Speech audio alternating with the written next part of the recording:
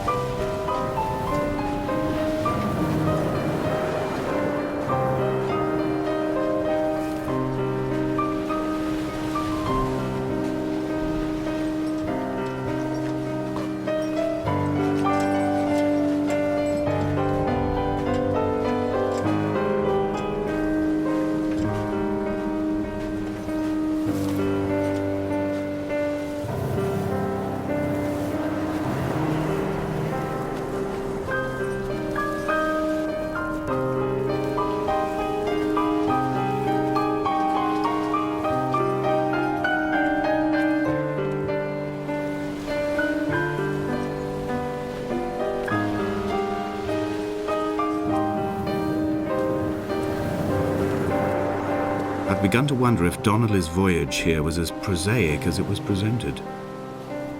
How disappointed not to have found the bones of the holy man. No wonder he hated the inhabitants so. To him they must have seemed like barnacles mindlessly clinging to a mercy seat. Why cling so hard to the rock? Because it is the only thing that stops us from sliding into the ocean, into oblivion.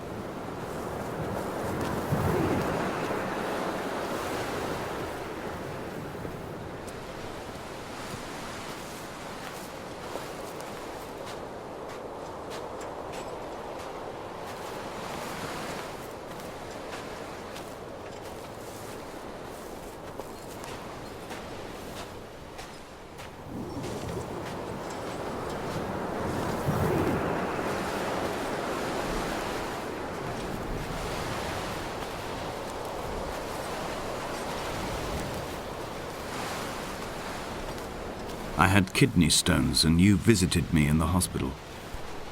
After the operation, when I was still half submerged in anesthetic, your outline and your speech both blurred. Now my stones have grown into an island and made their escape, and you have been rendered opaque by the car of a drunk.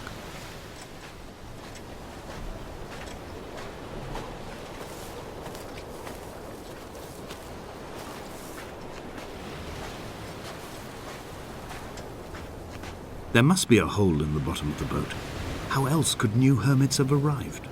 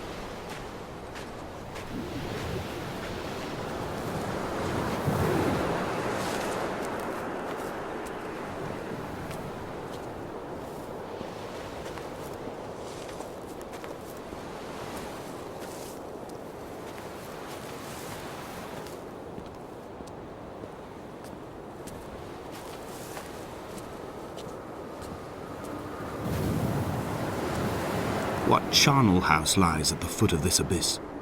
How many dead shepherds could fill this hole? Come back.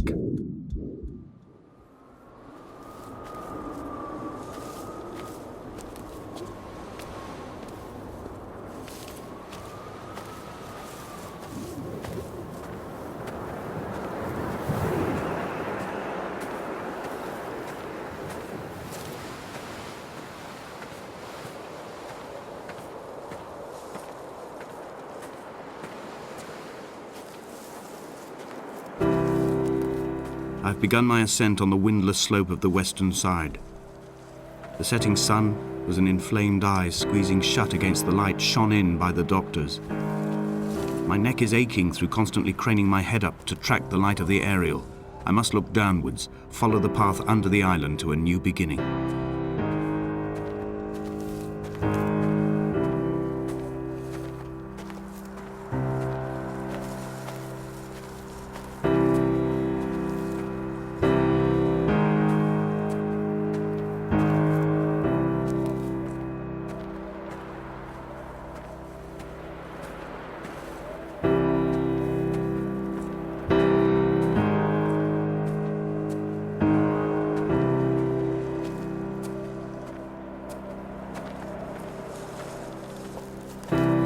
The bothy was constructed originally in the early 1700s.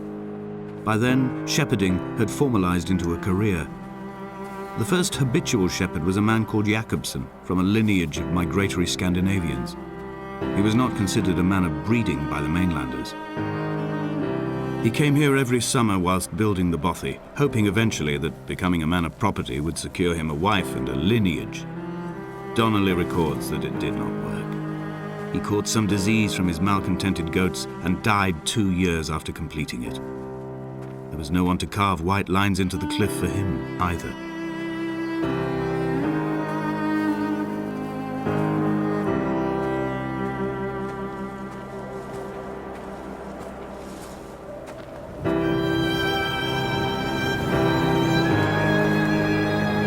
Three cormorants seen at dusk. They did not land. This house built of stone, built by a long-dead shepherd.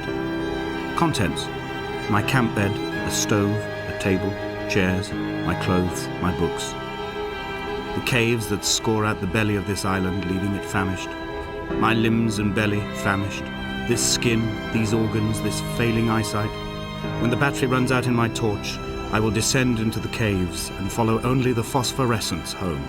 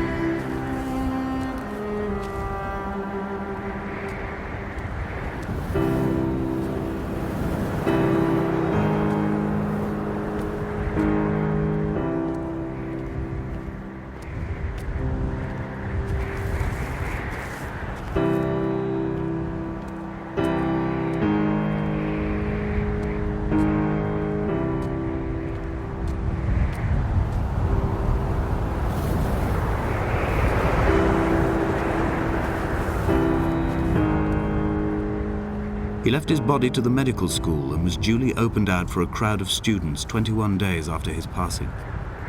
The report is included in my edition of his book. The syphilis had torn through his guts like a drunk driver, scrambling his organs like eggs on a plate. But enough definition remained for a cursory examination, and, as I suspected, they found clear evidence of kidney stones.